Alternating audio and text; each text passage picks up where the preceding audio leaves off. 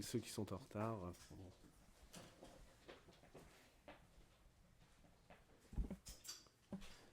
Alors, on y va? Alors, on reprend la Mishnah. On fera peu de texte, hélas, pour ceux qui aiment faire du texte. Je reprends la Mishnah. C'est le troisième sentence de Hillel. Al tadin et travera chachetagi limkomo. Qu'on traduit d'ordinaire. Ne juge pas ton prochain, ton autre, chachetagi limkomo, avant d'être parvenu à sa place.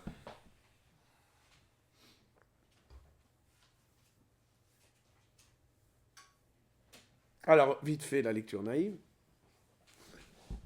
Bon, elle est simple, elle est même évidente. Elle est, je dirais presque, elle est flagrante. Ne juge personne avant d'être mis à sa place. Ah, c'est la lecture naïve. Ça y est, toi, tu veux... Non, c'est pas ça. Hein? La lecture naïve, oui. D'accord, bon, sans doute, ouais. C'est la fameuse chanson, je sais pas, il y a une chanson, non? Voilà, si j'étais un... Ah oui, si j'étais né en 17. Voilà. Ah oui, C'est une idée, c'est une idée commune, c'est la lecture naïve, la lecture vraiment très... Il n'y a pas beaucoup à revenir là-dessus. Vous allez voir que c'est la lecture, hélas, de Rashi. Et tout le monde embraye, hein. Tous. Il n'y a pas un Mépharès qui n'embraye pas sur Rashi. Rashi dit... Alors, je parle le Rashi, l'édition, le vrai Rashi, comme on dit. Parce que vous avez donc dans l'édition Vilna, ce qu'on appelle le Pirouche Rashi, n'est pas... Enfin, c'est en fait le Pirouche Rashi, mais augmenté par des additions de ses disciples, etc. Bref, plusieurs éditions. Dans Pirkei Avot, je te parle uniquement. Le Pirouche Rashi, l'authentique Pirouche Rashi, enfin, présumé authentique de Rashi, c'est celui du... Alors, il y a deux manuscrits, disons, ils sont à peu près concordants. Manuscrit du Vatican, manuscrit de Parme, deux manuscrits où l'on peut dire que c'est... On estime que c'est le Pirouche Rashi, c'est notamment l'édition... La dernière édition en date de Pirkei Avot, l'édition savante Pirkei Avot, du Mossad Harav Kook, ouais. Mossad Harav Kook, elle s'appuie sur l'édition, sur le manuscrit de Parme. Il y a une autre édition qui, elle, s'appuie sur le manuscrit du Vatican, mais elles sont à peu près concordantes. Donc, le Rashi, lourd texte du Pirouche Rashi, il dit une chose, pas grand-chose, il dit simplement Ad shetagi alimkomo, avant d'être à sa place, Rashi dit, les otodava, l'imkomo c'est quoi? Les otodava, la même chose, disons grosso modo, dans la même situation. Vetinatzel, et que toi, tu t'en sortes. Donc autrement dit, fais pas le malin, juge pas l'autre, avant d'être sûr toi-même de t'en être dans sa situation, dans la même situation, de t'en être sorti toi-même.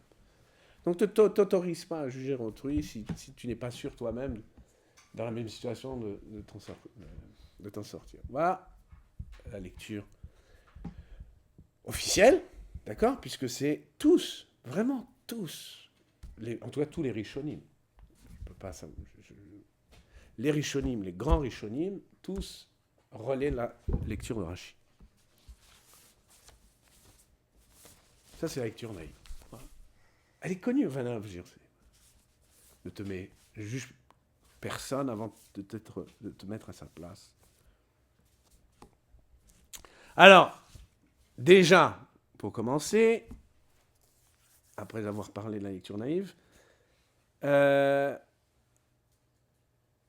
il faut évidemment, ici, quand on dit Al-Tadin, ne juge pas, il ne s'agit évidemment pas de ce que j'appellerais le jugement pénal. Il ne s'agit pas de din, il ne s'agit pas de beddin, là, altadin. Il ne s'agit pas de jugement pénal, il ne s'agit pas ici de hello boy, de faire, d'être digne de juger dans un tribunal.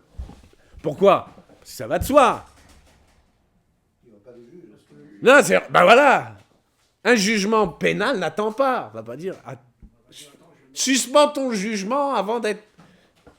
Là, le jugement pénal n'attend pas. Il y a une affaire, d'accord, une affaire se présente, il réclame la sanction. Un jugement. C'est conduit devant un tribunal. Donc, dans le jugement pénal, il s'agit quand l'affaire se présente. Donc, lorsqu'un accusé est déféré, de déterminer s'il est coupable ou non. Ouais, et là, le psaque n'attend pas, là, le jugement n'attend pas. Ça, c'est le jugement pénal. Ici, il s'agit, dans le cas de Shmuel, comme dans une moindre mesure, c'est plus compliqué, le Yehoshua ben Perachia, vous vous souvenez Hevedam et Kol Hadam et Chafsrut. C'est plus ambigu dans le cas de Yehoshua ben Perachia. Je ne pense pas que j'aurai le temps d'y revenir, mais bon, j'aurais aimé. Dans le cas de Yehoshua ben Perachia, là-bas, Kafsrut, ça renvoie au Kaf Moznaim de la balance de la justice. Donc c'est plus compliqué.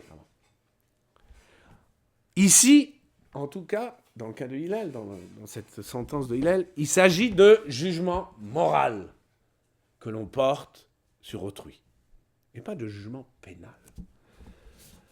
Le jugement moral vise autre chose que la détermination de la culpabilité. Il vise à déterminer si l'homme que je juge, au moment que je le juge, est bon ou mauvais. C'est le jugement moral.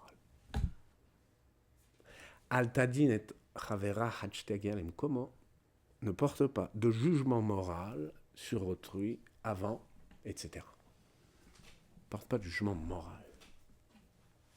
Ne décide pas d'un homme s'il est bon ou mauvais avant de, etc. Ça, c'est pour le pshat de Altadin.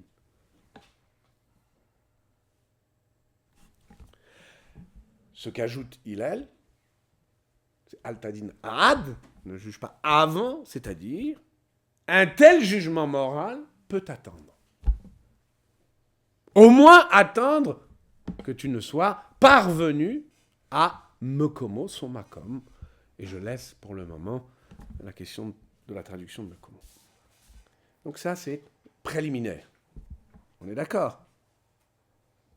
Distinguer donc nettement entre jugement pénal et jugement moral. C'est important, c'est le préliminaire, mais j'y reviendrai et vous comprendrez, vous prendrez la mesure de cette distinction. Tu veux dire que Evedan et Kol Adam et Chafzerut Non. s'adressent au juge, Non, non, non. Non plus. C'est un jugement moral. Non, enfin, c'est pour ça que je ne veux pas revenir sur Yehoshua ben Perachia. Il s'agit d'un jugement moral, si tu veux, mais de type pénal, si je puis dire. Il s'agit bien là-bas de juger l'acte d'un homme. Là, c'est plus compliqué. Comme s'il s'agissait de savoir s'il est coupable ou pas. Chova. Kaf chova. Chova, c'est la culpabilité. Mais je ne reviendrai pas.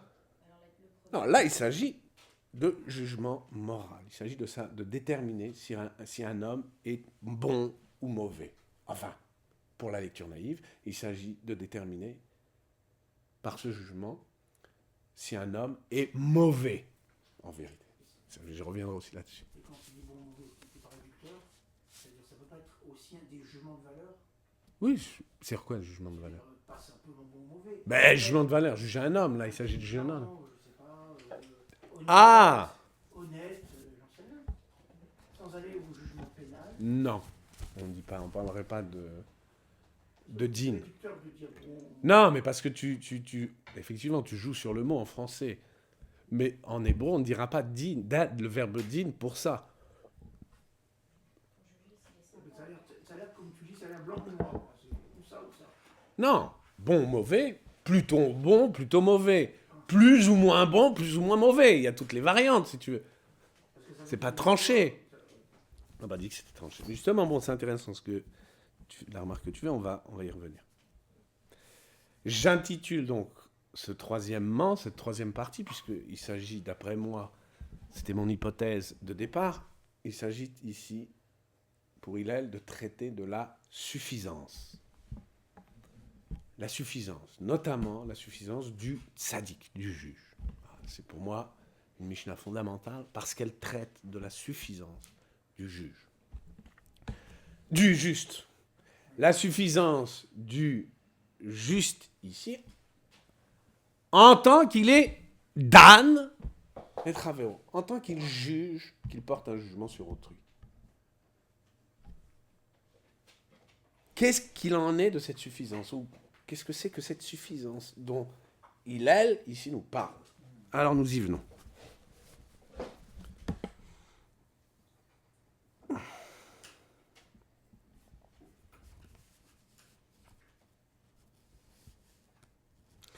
Il y a deux choses sur quoi porte le jugement. D'accord? Il y a deux choses sur quoi porte le jugement. Quand le jugement d'un homme, quand le jugement se porte sur les étangs, et non sur les mots ou les idées, donc comme toi tu dis, sur les étangs. Alors, c'est en français bien sûr, je parle le jugement en français. Ces deux choses, c'est l'être et le devenir.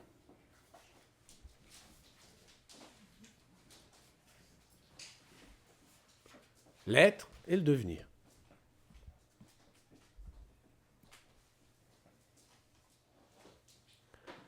Il peut s'agir, dans le cas des étangs, il peut s'agir soit d'une chose, alors naturelle ou artificielle, soit d'un être, par opposition à la chose, l'être et la chose, d'un être, végétal, animal ou humain, d'accord ? Un être pour autant qu'il est animé. Alors j'ajouterais, ça c'est un classement aristotélicien, mais pour le Harizal, par exemple, il faut ranger même le domème, l'inerte, dans la classe des êtres. Parce que pour le Harizal, même le domème a un nefesh, est doué de nefesh. Ça, c'est un problème en soi. S'agissant donc de l'être humain, donc parmi ces êtres, dans la classe de l'être, des étangs animés, il y a l'être humain. L'être, dans le cas de l'être humain, se dit de prédicat. D'accord ? On juge d'un homme, on dit il est laid, ou beau, gentil ou méchant, dans ce que tu disais, d'accord ?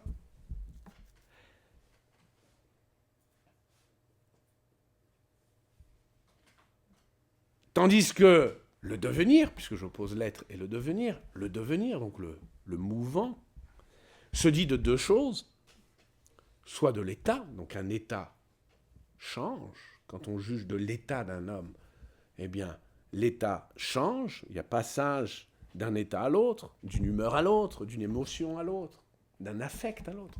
Ça, c'est l'état. C'est l'homme, d'accord, en tant qu'il devient, qu'il bouge, qu'il se meut, qu'il change. D'accord ? Considérant son état.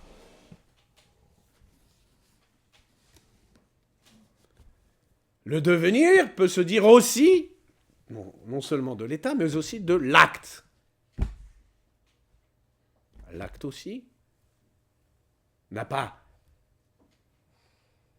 se dit pas de l'être, il se dit du devenir, l'acte.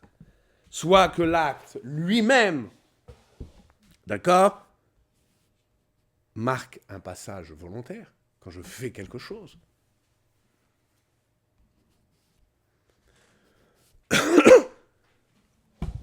Soit que nous passons d'un acte à l'autre. Quand je fais quelque chose, il y a donc passage, déjà. L'homme, pour ainsi dire, lorsqu'il fait quelque chose, se modifie. D'accord ? Ça, c'est déjà, on est dans le devenir, on n'est plus dans l'être. Ou bien, lorsque nous passons d'un acte à l'autre. Donc, je fais quelque chose, puis je fais autre chose. Il y a aussi, là, devenir, modification, changement d'un acte à l'autre. Alors, soit que je répète cet acte, soit que je vais d'un acte à un autre acte différent. D'accord ? Ça, c'est le deux. Ça aussi, le jugement, quand il s'agit de juger l'être humain, il se porte soit sur l'être, donc les prédicats d'un homme, d'un être humain, soit sur le devenir, c'est-à-dire sur ses états changeants, soit sur ses actes. Voilà sur quoi le jugement en général se porte. On est d'accord ? Ça, c'est simple. C'est juste une mise au point. D'accord.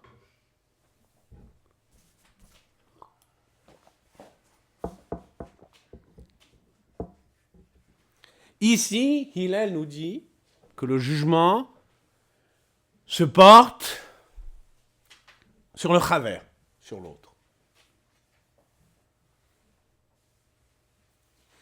Le jugement se porte sur l'autre, enfin, ne se porte pas, puisque le jugement, c'est altadine, ne doit pas se porter sur l'autre avant que, donc, le jugement, il nous exhorte à suspendre notre jugement, pour autant que ce jugement se porte sur l'autre, suspends-le avant que, tant que tu n'es pas parvenu à son makom. Suspends ton jugement. Vraiment, c'est une expression même, on pourrait dire, contemporaine de Hillel, puisqu'on retrouve cette expression chez les stoïciens. Chez les sceptiques, pardon. Donc ils sont contemporains, enfin, même qui ont précédé Hillel, mais en tout cas dans le monde hellénistique, c'était... Donc il y a l'idée de suspension du jugement. Hein? C'est plutôt Altadine, ad. Oui, mais c'est Ad. une espèce de ad hypothétique, c'est-à-dire il faut que tu arrives à ce macom pour le... Ben oui. Mais entre-temps, Si tu n'arrives pas, bah, tu le suspends. ne juge pas. Ben, ça veut dire suspends ton jugement. Bah, bon, C'est-à-dire que tu es tenté de le juger. Non, mais c'est ça, mais c'est-à-dire c'est aussi... mais ne juge pas quand tu es tenté de le faire, c'est le suspendre. c'est remis au calendrier grec, quoi. C'est-à-dire, Non, mais ça c'est ton hypothèse de lecture. Mais en attendant, c'est pas... Ah oui, on tu attend. juges pas. Voilà, c'est... Suspends ton jugement. Mais si tu es tenté de le faire, C'est ça, on te dit ne le fais pas. ne le fais pas. Et bien ça, en français, ça s'appelle suspendre son jugement.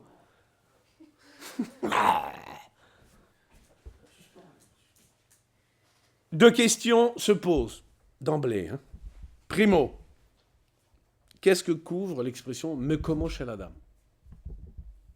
On l'a vite fait de traduire à sa place. Mais c'est quoi « mekomo shel adam » ? Première chose. Deuxième question.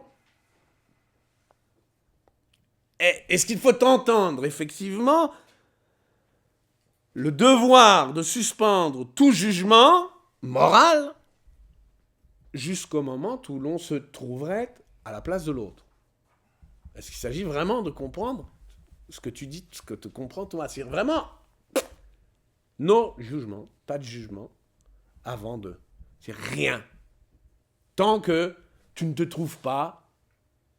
Alors du coup, effectivement, toi, tu as tout de suite dit, c'est presque, ça t'a échappé, bah, c'est remettre au calendrier grec, puisque qui sait si je vais jamais me retrouver dans sa situation. Autant dire, ne juge pas, point barre, pas de jugement. Ne porte pas de jugement moral sur autrui. En gros.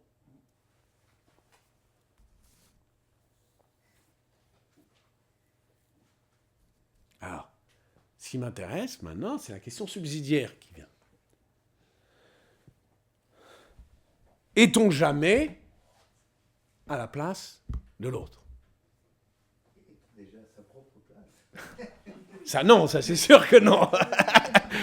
Ce qui est sûr, c'est que peut-être à la place de l'autre. En général, tout le monde cherche à être à la place de l'autre.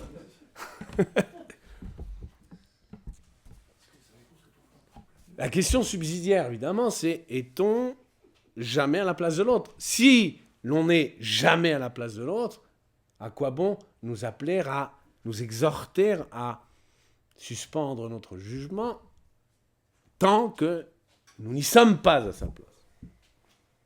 Autrement dit, pour le dire autrement, les topoi respectifs, c'est le grec, hein, je prends le texte topos, parce que ça dit bien en grec, ça dit plein de choses en grec, tandis qu'en hébreu c'est un peu plus. Topos, ça veut dire lieu en grec. Makom, c'est un truc, mais topos, ça veut dire plein de choses en grec, ça veut dire un lieu commun, ça veut dire. C'est des formes rhétoriques, les topoi. Donc ici, j'ai fait exprès pour donner plus d'ampleur, plus d'amplitude à l'expression. Donc les topoi respectifs des uns et des autres, des individus. Est-ce que les topoi des uns et des autres sont substituables? Autrement dit,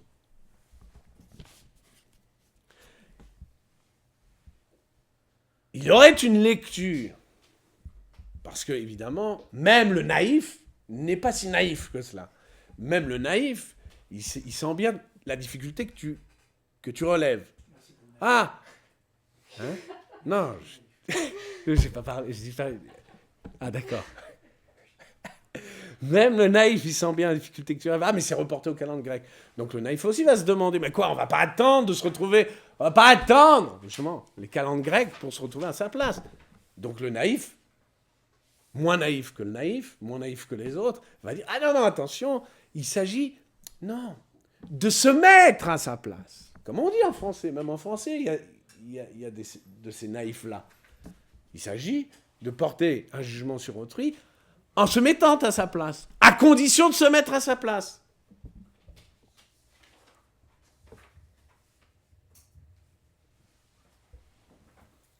Dès lors, la question se pose. S'il s'agit de se mettre à la place de l'autre pour le juger, comme en convient le naïf, moins naïf que les autres, s'il s'agit donc de se mettre à sa place, cela signifierait que Hillel, pour Hillel, suivant Hillel, les topoi des uns et des autres sont substituables. C'est-à-dire que je peux me substituer à l'autre dans son makom.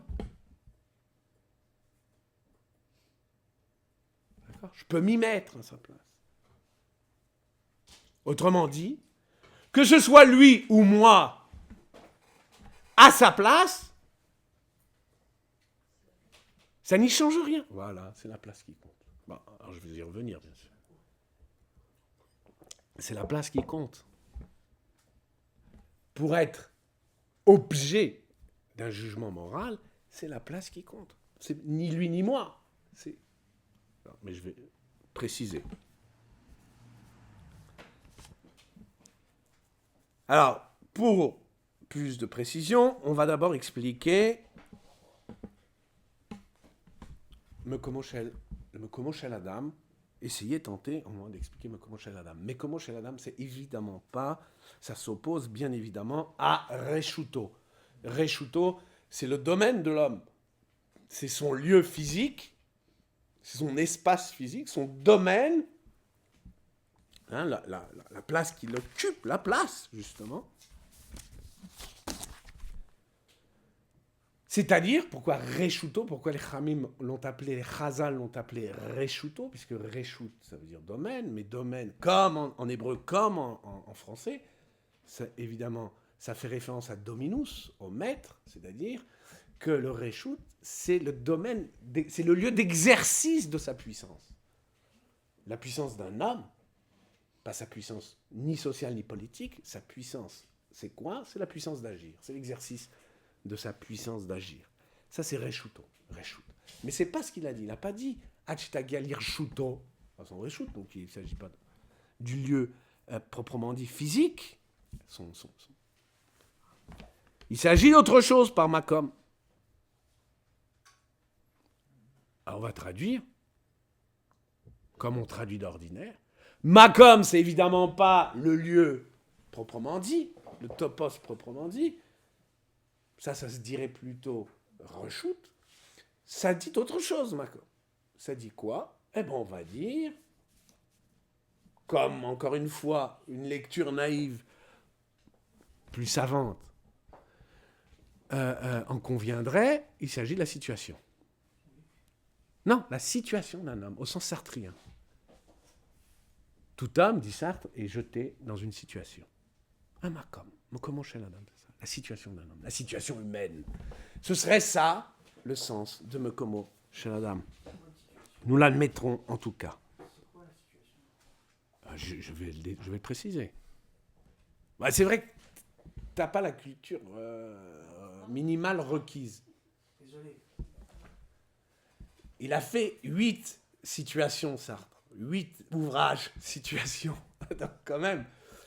Je suis naïf. 10, non? Ah, 10 même. Je crois, non, 10 peut-être. Ouais. 10. Flûte. Donc, situation, ça veut dire les conditions matérielles d'existence dans lesquelles un homme est jeté. J'ai dit, je vais préciser. En vérité, c'est pas matériel. Quand je dis matériel, c'est pas seulement les conditions extérieures, c'est aussi bien les conditions physiques dans lesquelles un homme est jeté. L'être, enfin le sujet est jeté, le sujet transcendantal est jeté. Une conscience. Une conscience s'incarne dans un corps, c'est déjà astreignant, contraignant, restrictif, et dans des conditions matérielles objectives, c'est-à-dire conditions historiques, etc., conditions sociales. D'accord ? Mais je vais préciser tout ça. Mais, quoi qu'il en soit, c'est très vraisemblablement le sens, en tout cas, à première vue, le sens que Hillel donne à Mekomo. Anchitagial Imkomo, c'est-à-dire jusqu'à parvenir à sa situation humaine à lui. Ne juge pas moralement un homme avant d'être mis dans sa situation humaine à lui. D'accord ? Par rapport à... Par rapport à se mettre à sa place. Oui, non. Ça précise, simplement. Je n'ai pas dit que ça changeait. Quand tu dis ça, c'est la lecture naïve.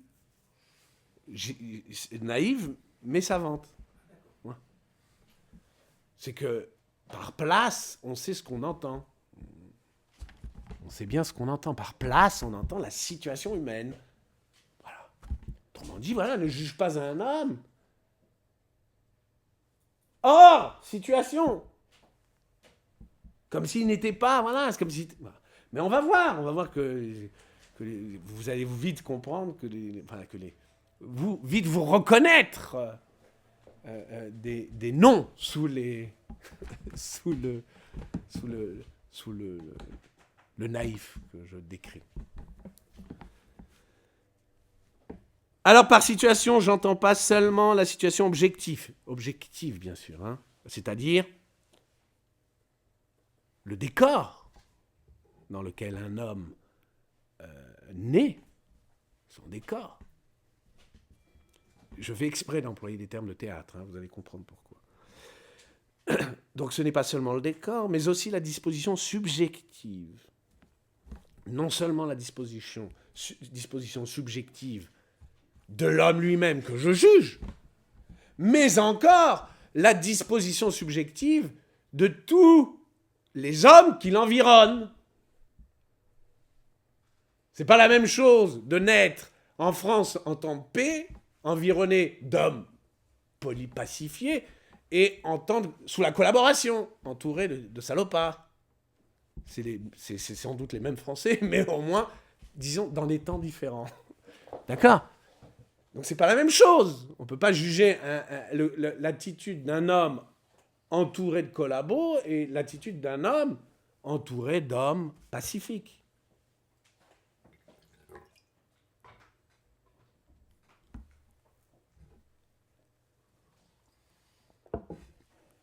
Donc, il ne s'agit pas seulement du décor, mais encore du caractère des protagonistes de la scène. La scène, encore une fois, je vais vous expliquer pourquoi j'emploie Vous allez comprendre pourquoi j'emploie des termes empruntés au théâtre. La scène. Alors précisons encore. Toute situation individuelle comporte un topos, un lieu, un macum. En termes de théâtre, le lieu de la scène. Une situation humaine, c'est d'abord des lieux de scène. Bon, ça se dit même en français, je veux dire, la scène du crime, la scène de l'accident.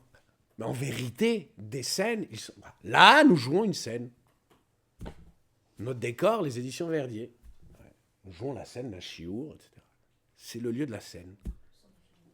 En plus, on a même droit à la caméra pour vraiment nous le faire sentir. Le lieu de la scène. Mais toute scène, de surcroît, suppose des circonstances. Circonstances, c'est ce qui est autour, tout ce qui se produit autour de la scène. D'accord ? Les circonstances dans lesquelles une scène se produit. Il y a des circonstances. C'est comme un phénomène d'ondoiement. Il y a des circonstances proches, et puis les circonstances plus lointaines, comme les ondes. Vous savez, donc, les circonstances locales, mais on peut dire aussi, après, les circonstances nationales, puis la circonstance mondiale. Tout ça, c'est déterminant aussi. C'est les circonstances de la scène, disons, la conjoncture. Conjoncture. Alors, conjoncture, encore une fois, ça peut être la conjoncture historique. La même scène produite en temps de paix, n'a pas le même sens que la même scène produite en temps de guerre. Ça n'a pas ni le même sens, ni la même portée. Donc, le jugement moral doit, s'il faut porter un jugement moral, doit en tenir compte. Conjoncture, il y a conjoncture historique, conjoncture économique, conjoncture sociale, grosso modo.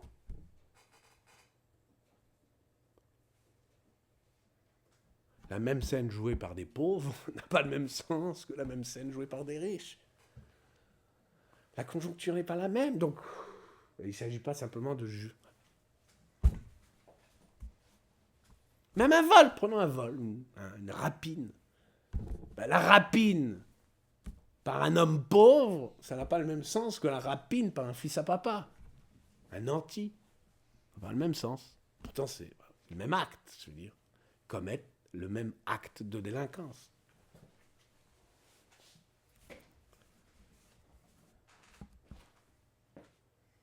Non seulement cela, mais il faut encore entendre qu'une scène, donc une situation réelle, une scène, comporte des protagonistes. Donc une scène, je suis rarement seul en scène, sauf dans Hôtel d'Europe, qui vous savez. Mais on est rarement seul. Ah, t'as compris ça? Bravo! T'as franchi un pas, tu n'es plus si naïf. Donc, il y a donc des personnages. Des personnages, c'est-à-dire des personnes qui tiennent un certain rôle. Quand je dis un certain rôle, c'est-à-dire des personnes avec un certain état d'âme. Sur la scène, pendant que la scène se produit, certain état d'âme. Dans votre cas, disons, une relative attention. Relative, à ce qui se dit. Voilà, ça fait partie de...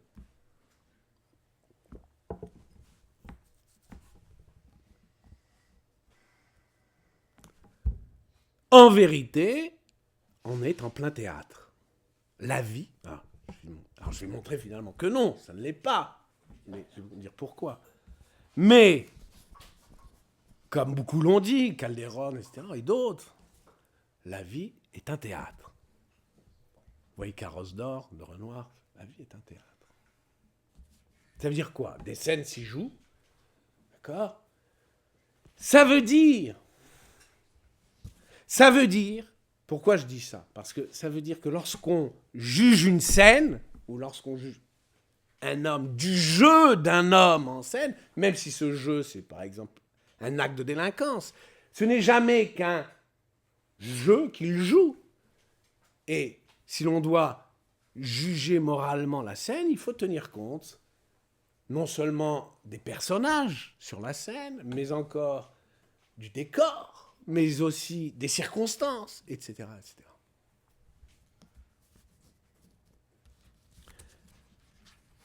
La question qu'on s'est posée, c'est la suivante. Y a-t-il sur la scène de la vie des situations identiques?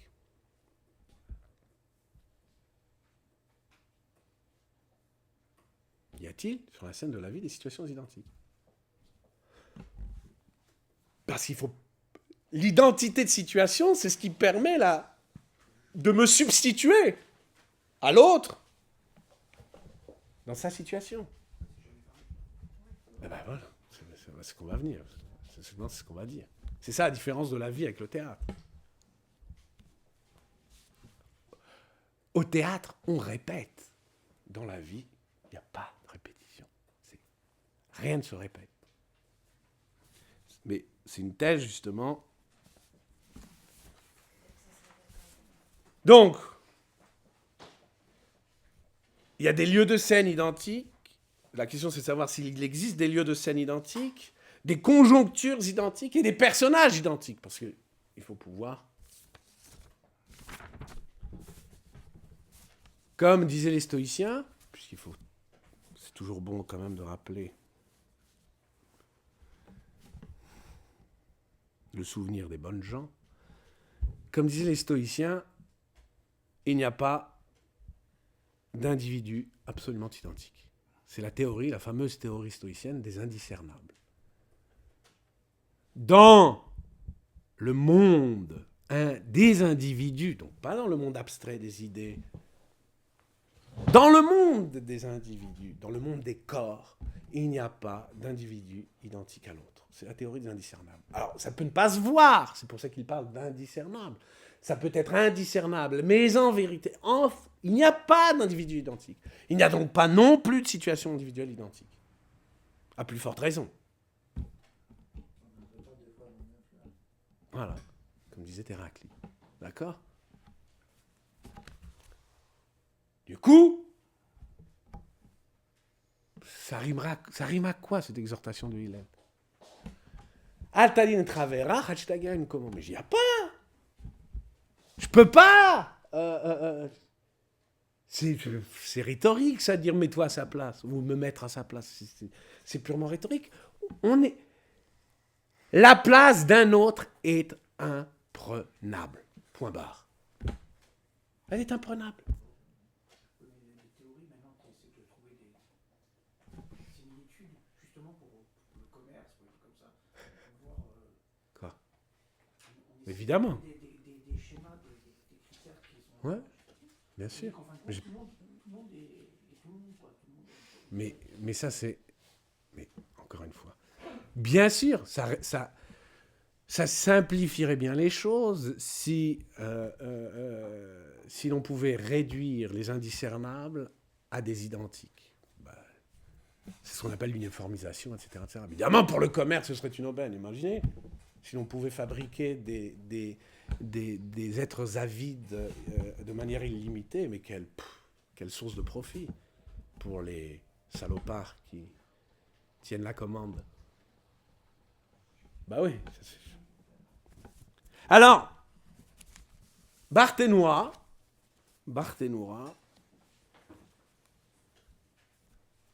qui, quand il fait son pirouche, livre son pirouche explicite Rachi, a senti la difficulté qu'il y avait dans Rachi. Rachi dit, écoutez bien, Rachi dit, je répète, les auto d'avar. Donc Rachi a la même chose. Donc, dans la même situation, identité-situation. Ça, c'est Rashi. Rashi parle d'une identité-situation. Donc lui, non, les stoïciens, ils marchent même Vézicham. Voilà. Non, il y a identité-situation. Donc on peut se mettre à la place de l'autre. Barthénois qui sent bien la situation, il n'est pas fou, il dit bien, mais non, il n'y a pas de situation identique, il y a des situations semblables, similaires, mais pas identiques. On ne peut pas dire, voilà, il y a peut-être un chouïa qui change tout, le grain qui grippe tout. Voilà, on ne peut pas être Dan comme ça, légèrement, à la légère. Alors, lui, il dit, et il s'inspire du Rashbatz, mais il va plus loin que le Rashbatz. Donc le Rashbatz, c'est un grand Mefaresh, enfin méconnu de Pirkei Avot, sans doute le plus grand, l'un des plus grands avec Tiferet Israël. Rashbatz, c'est un Mefaresh du XVe siècle, début du XVe siècle. Shimon Tzemach Duran, très connu, le Rashbatz, c'est pas... Mais son commentaire de Pirkei Avot était très méconnu, notamment à l'époque du Barthénois, et juste postérieur, vient juste après. Le demi-siècle après, c'est Barthénois. Et Barthénois connaissait le manuscrit du Rashbatz, et là on l'a diffusé à sa façon. Hélas, c'est Barthénois qui fait autorité, alors qu'il, quasiment systématiquement, il s'inspire de Rashbatz. Et le Rashbatz n'a été imprimé qu'au XVIIIe siècle, c'est vous dire. Donc on a attendu du XVe au XVIIIe siècle, 3 siècles avant d'imprimer son manuscrit. C'est Mardouran, ouais. Je crois qu'il a fondé, il a été très important. Faut pas dire que c'est un Sfarad. C'était un Talmid Chacham. Il s'en est sorti. Alors, qu'est-ce qu'il dit? Il change le terme, donc je voulais le Barthénois. Im raïta chaverecha sheba l'idée nisayon. C'est très important le terme. Quand tu vois ton autre, sheba l'idée nisayon, qui en vient à... qui se retrouve dans une, on va dire, épreuve. On parle de l'hébreu moderne, expérience. Dans une épreuve. Un nisayon. Mais... déjà, entendez l'évolution du terme. On est déjà quand même au XVe siècle. Le terme a beaucoup évolué. Nisayon, ça veut pas dire simplement le Nisayon d'Abraham. Ça veut dire Nisayon, ça veut dire l'épreuve, mais en même temps l'expérience. Venirchal, et qui la chope, et qu'il trébuche. Al tadinehu lechova, ne le juge pas à charge. Ad shetagia l'idée Nisayon, Kemoto, avant de passer la même épreuve, Vetinatzel étant tiré. Alors, l'idée, grosso modo, est la même, mais on sent bien que Rashi est gêné par le Otodava. Il dit Nisayon Kemoto, une épreuve comme la sienne. Ça, c'est Barthénois. Rashi dit les Otodava. Ah, pardon, Barthénois. Il a senti la chose. Mais, encore une fois, même s'il a senti la difficulté, il ne fait qu'éluder le problème. En changeant le terme, en interprétant Mekomo comme signifiant Nisayon, un Nisayon, il y a bien l'idée d'épreuve, mais il y a toujours le Kemoto. Kemoto. Comme lui. Non, il y a toujours... il n'arrive pas...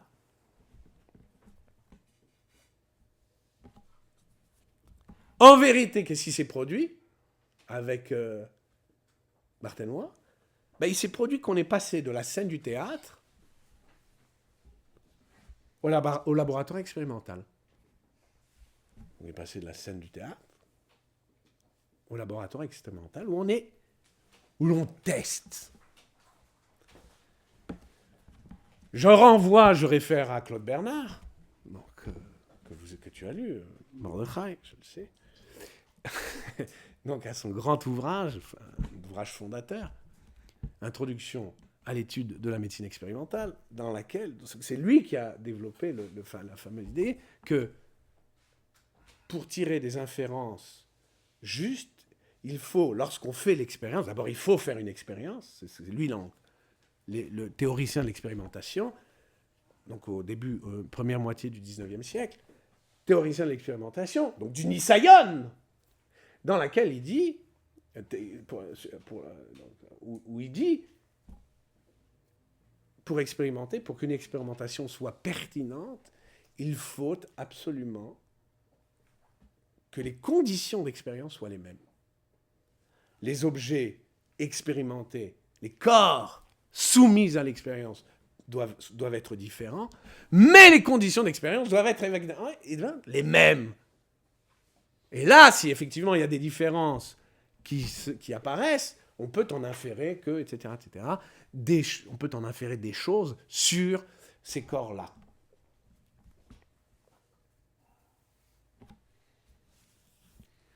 Mêmes conditions d'expérience. Les mêmes conditions d'expérience. C'est ça. Ba l'idée nisayon kemoto. Il faut se retrouver, voilà. Il faut presque se mettre en conditions d'expérience, dans les mêmes conditions d'expérience que l'autre, pour pouvoir le juger. Voilà en gros ce que nous dit Barthénois.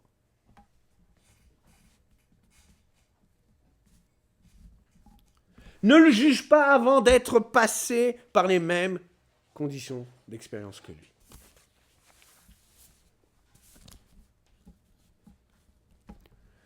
Il n'empêche, quelles que soient les variantes, théâtrales ou expérimentales, le problème demeure, le problème subsiste. Pourquoi ? Le problème, c'est quoi ? C'est qu'il n'y a pas d'identité. On peut bien, dans un laboratoire, avoir identité des conditions d'expérience.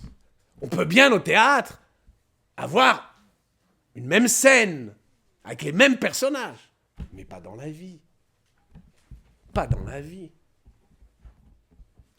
La vie n'est ni un laboratoire où l'on puisse reproduire les mêmes conditions d'expérience, et la vie n'est pas un théâtre où l'on puisse répéter la même scène.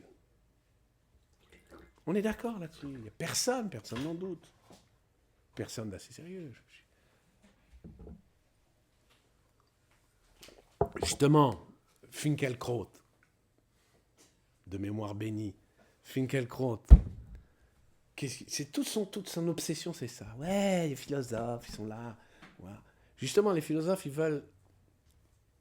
veulent que tout soit, tout réduire au même. Mais le réel, c'est ça la littérature, le réel s'attache justement aux indiscernables du réel, à toutes ces petites nuances, différences qui font que... Voilà. Et bien, il faut dire ce qu'il y a, il n'a pas tort. Il n'a pas tout à fait tort. La vie n'est pas un laboratoire et la vie n'est pas non plus une scène de théâtre. Il est donc vain de vouloir se mettre, comme dit le commun, de se mettre à la place de l'autre. Puisqu'encore une fois, la place de l'autre est imprenable. Alors, qu'est-ce qu'il nous veut, Hillel ? Qu'est-ce qu'il nous veut ? Qu'est-ce qu'il veut quand il dit « Ah, tchetagialim komo » ? Mais elle est imprenable. Il s'agirait même, au contraire, dirait-on après réflexion, il s'agirait même, au contraire, de juger l'autre à sa place. Pas de se mettre à la place de l'autre, mais de juger l'autre à la place qu'il est. Ça, ce serait judicieux de la part de... Si elle nous avait dit Hevedan et traverecha bimkomo, à sa place, là j'aurais dit bravo. Moi j'aurais dit bravo, j'aurais pas dit bravo moi personnellement, mais on aurait dit bon, la foule aurait applaudi. J'ai dit oui, il faut juger l'autre à sa place, il faut pas juger l'autre comme s'il était dans un no man's land, dans un non-lieu. C'est ce qui fait les vrais tribunaux pénals, ils jugent l'autre à sa place. Alors, d'accord, c'est vrai, c'est le côté pénal, mais ça c'est encore une fois, c'est la question des circonstances atténuantes, etc. Là on n'est pas dans un jugement pénal, on est encore une fois dans un jugement moral, et là, encore quand je dis... la situation humaine est infiniment plus complexe que simplement les facteurs pénaux, si tu veux, les circonstances atténuantes. qu'on tient en considération dans un tribunal pénal. C'est très simplifié, même d'un point de vue pénal, ce qu'on appelle circonstances atténuantes. Là, dans la réalité, c'est infiniment plus complexe. D'accord ? Il s'agirait donc au contraire de juger l'autre à sa place, c'est-à-dire dans ses conditions d'expérience, dans les conditions d'expérience qui sont les siennes. C'est ça. On s'attendrait, quand on est un naïf, mais avisé, on dirait, elle aurait dû dire cela. Plutôt que de dire, il faut juger l'autre, se mettre à sa place de l'autre, qui est un propos crétin, un propos de crétin. On peut le dire maintenant. C'est un propos de crétin. Il devrait dire, il faut juger l'autre à sa place. Ni à la tienne, ni encore moins juger l'autre comme s'il n'était nulle part. Mais un autre, il n'est pas nulle part. Un autre n'agit pas nulle part. Il agit dans des conditions déterminées d'expérience.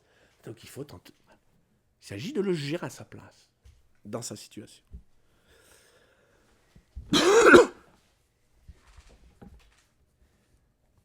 Il s'agit, autrement dit, de juger l'autre, non comme si c'était un personnage, justement, un personnage de théâtre. Un personnage de théâtre immuable. Un personnage de théâtre, il est immuable, c'est simple. Le personnage d'Arlequin, c'est toujours Arlequin, quelle que soit la scène, quelle que soit la transposition. Arlequin, il doit jouer Arlequin. Alors après, il le jouera, il modulera le rôle d'Arlequin suivant la scène qu'il jouera, mais son personnage est immuable. Ce n'est pas le cas d'un homme dans la vie. Je dis ça, mais nous allons voir que ce n'est pas si vrai. Hélas, justement, il y a des hommes qui se réduisent à des personnages. C'est pour ça que je fais... C'est de ça qu'il s'agit dans Evedan et Kol Adam Lechavsrut. Vous vous souvenez que dans Evedan et Kol Adam Lechavsrut, juge tout homme favorablement, c'était à l'exclusion du rachat, rachat dit Gamour, enfin, et du tzaddik dit Gamour. Il s'agissait du Benoni, d'un type indéterminé. Un salaud, il n'est pas question de le juger favorablement. Au contraire, il faut l'accabler, même quand il fait le bien. Pourquoi ? C'est quoi un salaud ? C'est un type qui joue un personnage. Ça dit que c'est autre chose. Mais en tout cas, un salaud, c'est un type qui joue un personnage. Le personnage d'un salaud, mais il le joue. Il l'assume, il le joue. Des gens comme ça, il y en a plein. Il y a même des personnages qui jouent le rôle du dévot. Il y en a plein. Il y en a trop. Mais on verra ça plus tard. Donc, il ne s'agit pas... La vie, c'est pas un rôle que l'on joue. C'est pas non plus les circonstances de la vie. C'est pas non plus des scènes où l'on déploie son rôle. Vous savez, on déploie où son rôle prend de la consistance, de l'étoffe, suivant les scènes que l'on joue. Ça, vous verrez. Donc, Jouvet en parle admirablement de cela, notamment du rôle du Tartuffe. C'est Tartuffe, c'est le rôle du Tartuffe, c'est un rôle, c'est le seul rôle qu'il joue, mais il le joue, il y a des modulations suivant les scènes, suivant les circonstances. Hein ? Si, c'est un personnage, Tartuffe. Quoi ? Il est toujours Tartuffe. Il est, évidemment. C'est ça le Evedan. L'exclusion de Evedan et Kol Adam Lechavsrut, c'est à l'exclusion des personnages. Personnage de salaud.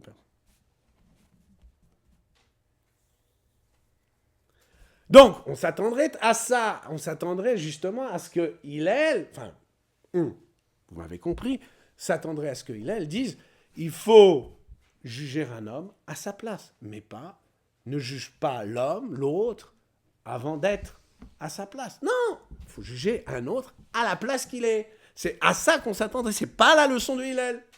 C'est pas ça qu'il dit Hillel. Donc, soit Hillel est en deçà, donc je ne vais pas dire de gros mots, est en deçà de... Donc, il revient à la... Voilà. Ou bien non, ou bien Hillel est au-delà. Donc, dit autre chose. C'est quoi, donc, le Al Shetagialim Komo ?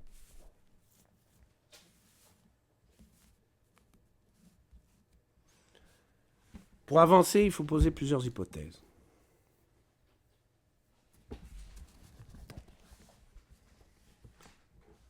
Les hypothèses sont les suivantes. Premièrement, soit les hommes. Donc, l'hypothèse, encore une fois, il y a plusieurs hypothèses.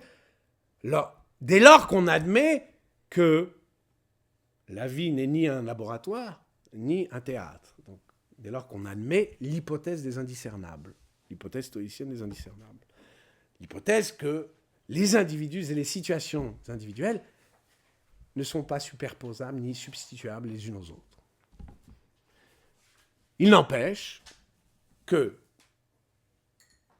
ça, c'est vrai, soit qu'on dise que les hommes sont égaux, c'est-à-dire pareils. Donc les hommes, eux, sont pareils, substituables les uns aux autres. C'est les situations qui changent. Et les situations ne sont jamais les mêmes. Donc ce qui fait qu'un homme est différent d'un autre, c'est pas en vertu de lui-même. D'accord ? C'est en vertu de sa situation, qui est idoine, une situation idoine, donc singulière. Sa situation est idoine, toute situation individuelle est idoine, c'est ce qui fait que les individus sont différents les uns des autres. C'est un peu comme... c'est donc dire, si vous voulez, que... on va dire, oui, mais on voit bien que les individus sont différents. Il y a des blonds, des bruns, il y a des caractériels, il y a des lymphatiques. Il y a des individus sont différents les uns des autres. L'apparence même l'atteste. Eh bien, justement, cette première hypothèse suppose que ce ne sont que des apparences. Ça n'y change rien en vérité. Qu'un homme soit blond ou brun, ça n'y change rien. Ce qui change, ce qui détermine, c'est sa situation. Hein ? Eh bien non. C'est la situation dans laquelle il est qui change tout. Qu'un quoi ? Une personne qui est nerveuse. Alors tu sais je te dis, t'as raison, dans un certain sens, c'est vrai. Bien sûr, mais il n'empêche que certains diront non, c'est pas vrai. La preuve, c'est la phrase, vous connaissez ces phrases. Les hommes sont tous les mêmes. Mais, des femmes, mais les hommes disent les femmes sont toutes les mêmes. Tu peux avoir une femme caractérielle, pas caractérielle. En vérité, fondamentalement, dans des situations critiques, les femmes sont toutes les mêmes. Les hommes sont tous pareils. Ça, c'est ce que j'appellerais l'hypothèse populaire. Ouais. Pour le petit peuple, en vérité, c'est tous les mêmes. Il n'y a que la situation qui change. D'accord ? Un grand patron, c'est aussi pourri qu'un bouseux de banlieue. Il n'y a que la situation qui change. Il n'y a que sa situation qui change. En vérité, c'est tous les mêmes. Mes tantes disaient ça. C'est l'hypothèse populaire. Deuxième hypothèse, les situations, c'est le contraire. Les situations humaines sont égales, d'accord ? Elles sont toutes égales. Ce qui change, c'est l'homme, l'individu. Ça veut dire, mais tu vois, mais il y a des situations qui changent. Il y a des riches, il y a des pauvres. Kiff. C'est l'homme qui change. C'est l'âme qui change. Ça, c'est quelle thèse ? C'est qu'en vérité, c'est ceux pour qui l'homme détermine sa situation. Donc, c'est pas vrai. On est pauvre, c'est pas une fatalité. C'est qui ? C'est vraiment la thèse libérale. C'est la thèse, libérale dans la version canaille, c'est la thèse aristocratique. D'accord ? C'est que on est dans une situation élevée par son propre mérite. C'est notamment l'hypothèse nietzschéenne. L'hypothèse de Nietzsche, c'est celle-là. C'est que c'est pas vrai, il y a une volonté de puissance, et les situations, elles n'ont qu'à bien se tenir. D'accord ? Non, il dit pas on a ce qu'on mérite, c'est pas vrai. Non, on a ce qu'on mérite pour autant qu'on exerce sa volonté de puissance. Oui, mais pour autant qu'on exerce. Et la troisième, évidemment, c'est un mix des deux. C'est que et les hommes et les situations changent. évidemment, ça c'est l'hypothèse que j'appellerais l'hypothèse stoïcienne complexe, puisque c'est pas seulement les individus qui sont différents les uns des autres, même si ça ne se voit pas toujours, c'est aussi les situations.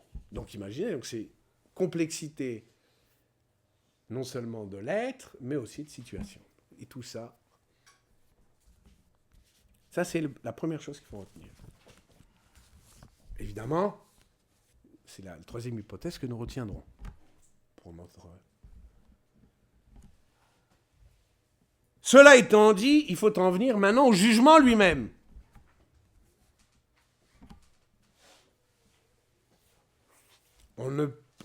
Qu'est-ce qu'on a dit ? On a dit qu'il ne s'agissait pas d'un jugement pénal. Autrement dit, il ne s'agit pas ici de juger un homme sur ses actes. Ça relève du jugement pénal. Et ça c'est déjà, même si l'on s'en tenait là, ce serait déjà un chidouche de Hillel. Ce serait déjà un chidouche de Hillel. Je répète, ne juge pas moralement autrui sur ses actes. Puisqu'il est question de makom. Il n'est pas question des actes, il est question de makom. Donc ne juge pas moralement autrui sur ses actes. Ça, c'est le premier chidouche. Mais je dirais un chidouche de second plan. Ce n'est pas le chidouche de premier plan. Premier chidouche de second plan, c'est ça. Pourquoi ça pourrait pas être les actes qu'il réalise dans son makom ? Non, parce que... Mais peu importe. Ce qui est déterminant, c'est justement comment... Mais évidemment, ce que je veux dire, c'est pas... Ce que je veux dire, c'est ne juge pas exclusivement... Ne juge pas moralement un homme exclusivement sur ses actes. C'est-à-dire, il commet un crime, enfin, il commet un acte de délinquance. C'est un acte de délinquance, c'est un délinquant, voilà. Ça, c'est la logique pénale. Dénoncé, on le sait, notamment par Hugo, avec Jean Valjean. Mais on y vient. Évidemment, c'est ça que je voulais dire. Ne juge pas moralement un homme exclusivement sur ses actes. Autrement dit, ne juge pas qu'un homme est mauvais ou bon uniquement sur ses actes.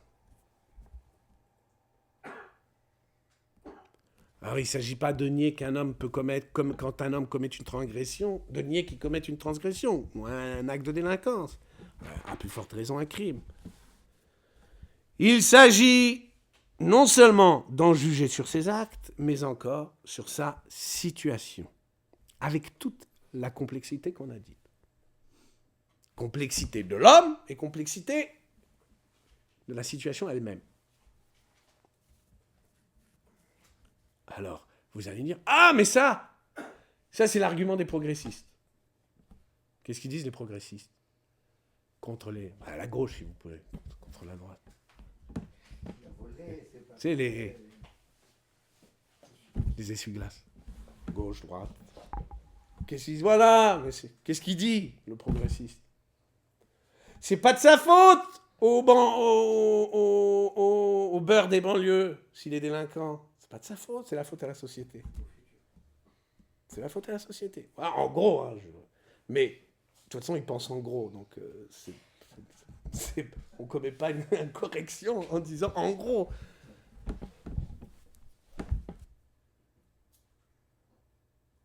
D'accord, c'est l'argument dénoncé, encore une fois, par notre ami, de mémoire bénie.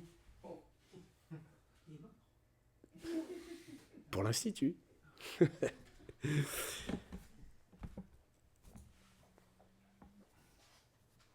C'est pas la faute à la société, c'est-à-dire, c'est la faute... Non, c'est pas la faute à l'homme, c'est la faute à la société, c'est-à-dire, c'est la faute à sa situation. C'est la faute à sa situation. Il est né pauvre, il est né dans une cité, etc., etc. Voilà.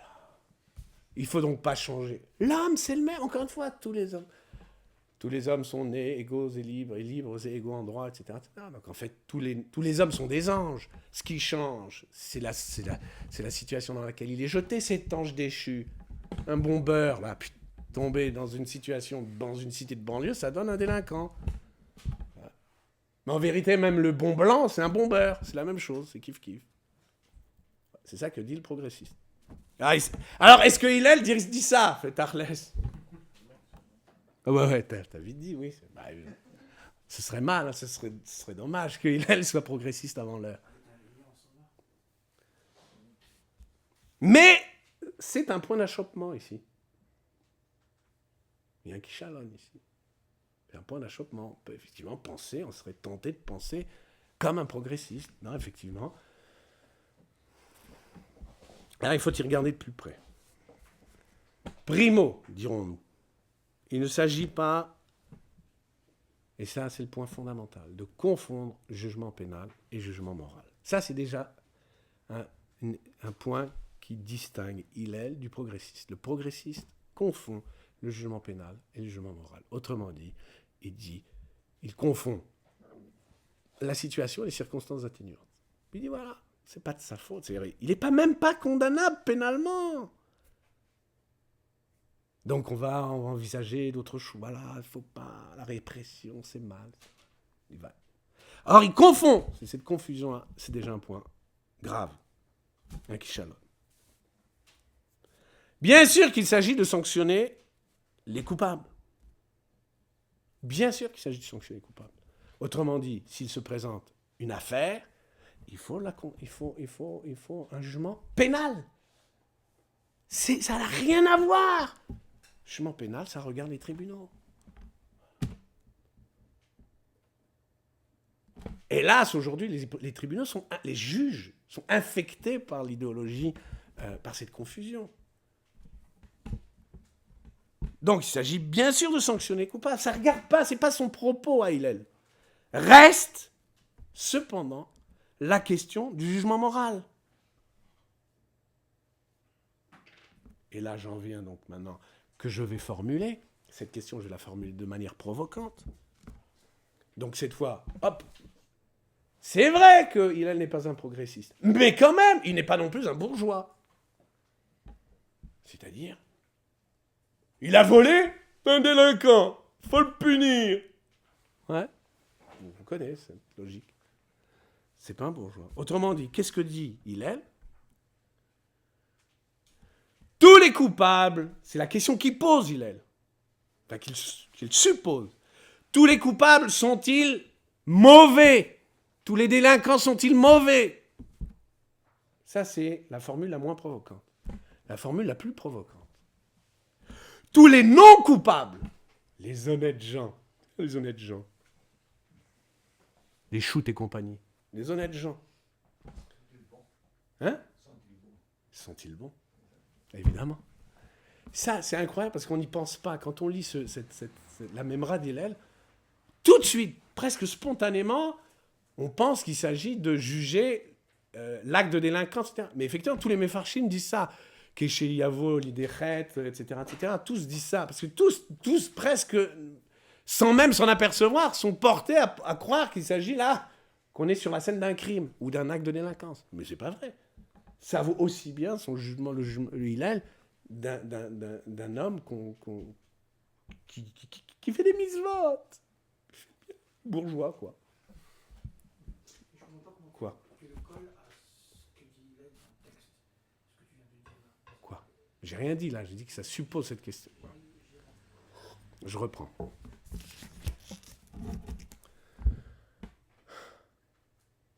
Il ne s'agit pas seulement pour Hillel de dire, voilà, c'est pas la faute à l'homme, c'est la faute à sa situation. Non. Quand un acte de délinquance est commis, il faut le sanctionner. Ça regarde, ça relève du jugement pénal. Reste la question du jugement moral. Est-ce que parce qu'il a commis un acte de délinquance, il est mauvais ? Ça, c'est un autre problème. Voilà. Ça, c'est déjà que suppose Hillel. Mais je dis que Hillel va encore plus loin. Parce que si c'est vrai de l'acte de délinquance, c'est aussi vrai d'un acte de mitzvah. Est-ce que parce qu'un homme commet un acte accompli un acte de mitzvah, est-ce qu'il est bon ? C'est-à-dire, ne le juge pas. Pareil, Al-Tadin et Traverecha, Tzlagalim Komo, même d'un acte de mitzvah. Va pas croire qu'il est bon parce qu'il fait des mitzvahs, qui se camoufle sous un chapeau, des paillasses et des frocs et des machins. Hein ? Sur celui qui fait les mitzvot, c'est quoi ce Telgal? Mais c'est le même que l'autre. Oui, mais Ad, c'est-à-dire quoi jusqu'à. Mais jusqu'à connaître sa situation. Ah, tu veux savoir que t'es un tartuffe. Exactement, ou autre chose. Un criminel qui se cache.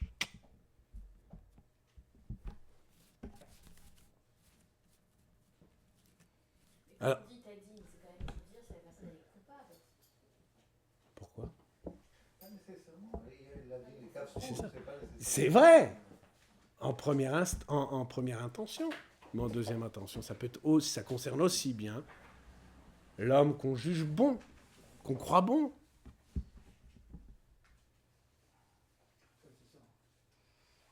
C'est tout le problème. C'est un vrai problème. C'est-à-dire que les apparences, un peu, il ne faut pas se fier aux apparences. Non, mais là, c'est pas la question. C'est même pas les apparences, c'est les actes sont trompeurs.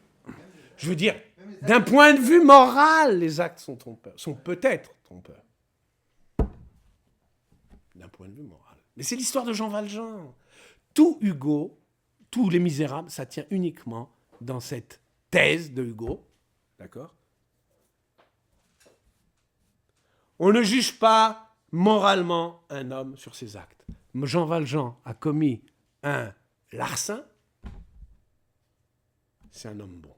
C'est tout le paradoxe des Misérables. Il joue sur ce paradoxe jusqu'au bout.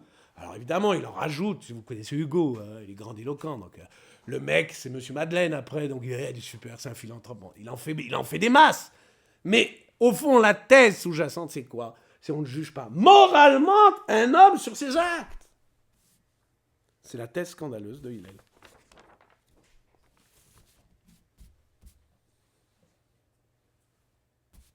On juge moralement un homme sur son...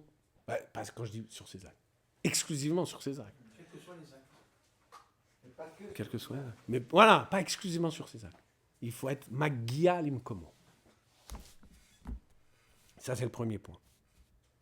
Bon, le deuxième point, je vous l'ai dit, c'est qu'il faut entendre aussi en deuxième intention qu'on n'est pas d'âne un chaver, on n'est pas d'âne l'autre, on ne juge pas l'autre, ad jusqu'à ce que, ou tant que, etc., en mal comme en bien. Voilà, ça, c'est le deuxième point. Bien, c'est moins dangereux. Je sais pas ce que c'est dangereux. Quoi dangereux ? Ah ouais, tu raisonnes en bourgeois. Ouais. Et alors ça, je vais te dire, c'est là, mon vieux, que tu te fourvoies complètement.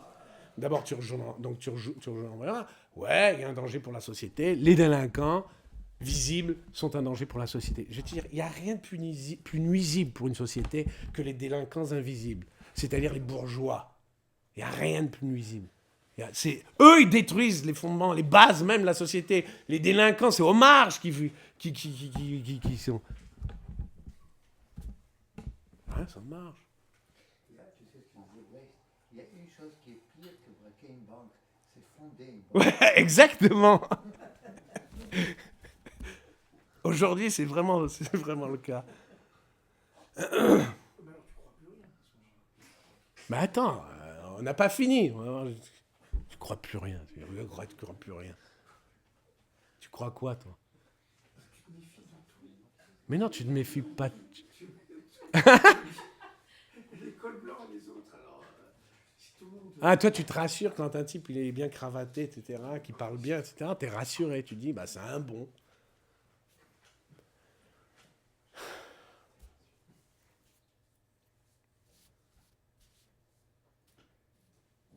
Donc, encore une fois, deuxième thèse scandaleuse, mais je dirais en deuxième intention. Deuxième thèse, encore une fois, de second plan et de seconde intention de Hillel. Ne juge pas moralement un homme en bien parce qu'il accomplit des mitzvot. Ça, c'est la deuxième thèse scandaleuse de Hillel. Mais encore une fois, c'est une thèse de second plan et de deuxième intention. Donc, c'est pas le... Ce qui nous intéresse maintenant, c'est la thèse de premier plan.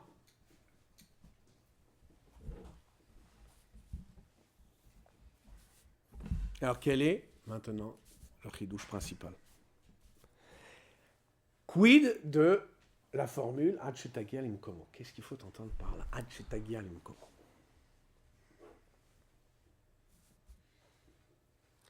Qu'est-ce que ça veut dire, cette phrase, si ça ne veut pas dire, évidemment, se mettre à la place de l'autre, ni même juger l'autre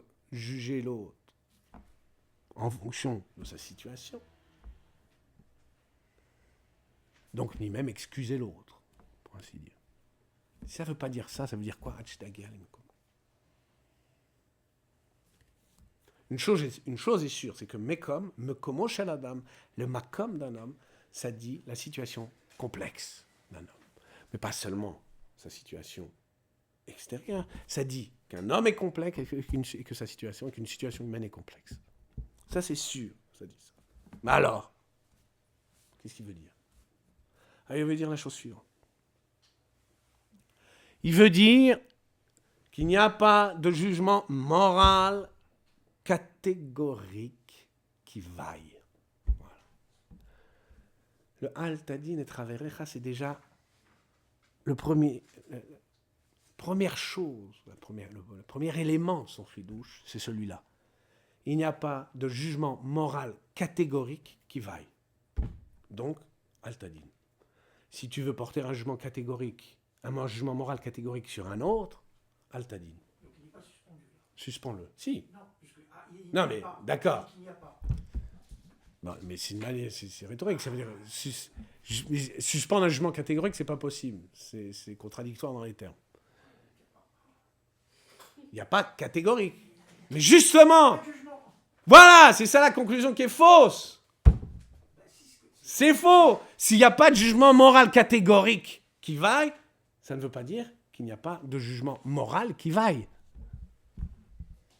Il y a un jugement moral qui vaut quelque chose. C'est un jugement hypothétique, un jugement moral hypothétique. Ça veut dire quoi, hypothétique? Catégorique, ça veut dire accusateur, définitif. Exactement, c'est une catégorie, c'est accusé chez les Grecs. C'était donc, ça relève du vocabulaire pénal. Catégorie.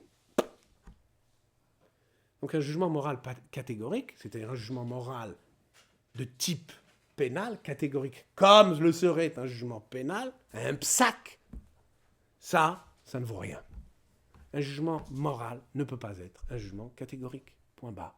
Donc, s'il y a un jugement moral qui vaille, c'est un jugement hypothétique. C'est-à-dire qui se pose comme une hypothèse morale sur quelqu'un. Je porte sur quelqu'un un jugement hypothétique moral. Une hypothèse. Ça veut dire quoi? Maintenant, le Hachitagialim Komo. Ça veut dire quoi ce Hachitagialim Komo? Ça ne veut pas dire suspend tant que, comme on serait tenté de le traduire. Ça veut dire autre chose. Ça veut dire juge que ton jugement soit hypothétique. Hachitagialim Komo. Et que ce jugement hypothétique se précise à mesure qu'il approche, à la mesure qu'il est magia le makom. Tout en sachant qu'on n'est jamais magia comme chez la dame. Tout en sachant qu'on n'atteint jamais, qu'on ne parvient jamais à la situation complexe d'un autre. On n'y atteint pas. Mais il faut pouvoir porter un jugement moral sur un autre, un jugement hypothétique qui se précise à mesure que j'approche plus sa situation. Autrement dit, pour le dire autrement, dans une langue plus, à mesure que je connais l'autre mieux.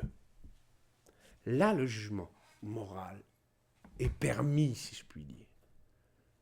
Mais le jugement moral, c'est ça que nous dit Hillel, si tu dois porter un jugement moral sur autrui, c'est à la condition de vouloir le connaître. Voilà. C'est ce que dit Hillel. C'est ça le Al-Tadin et Chaverach Hashtag Yarim Komo. Ça veut dire Al-Tadin, c'est Al-Tadin, donc c'est une négation, c'est-à-dire pas de jugement catégorique, mais din cependant. Donc c'est pas le Al-Tadin Ad, il ne faut pas l'entendre comme une suspension du jugement jusque d'aventure je me retrouve dans la situation de l'autre, puisqu'on a dit ça, c'est impossible. Il n'y a pas de situation pareille. Donc, ça veut dire quoi? Ça veut dire, les hagia, ça veut dire approcher par le jugement lui-même, approcher la situation par le jugement lui-même, c'est-à-dire connaître l'autre. Tout en sachant, et je terminerai par là, tout en sachant que ce point-là, le makom de l'autre, c'est un point d'infini. Pour reprendre, alors ça, voilà, on est au CTF, mais il y a parfois des collisions avec l'Institut d'études lévinassiennes, c'est l'infini dont parle Lévinas. Mais, ce que je veux dire là, et alors, pour vous-même, pour ultime démonstration, d'où vous croyez que vient l'expression Hachetagia Lemkomo dans les psukim.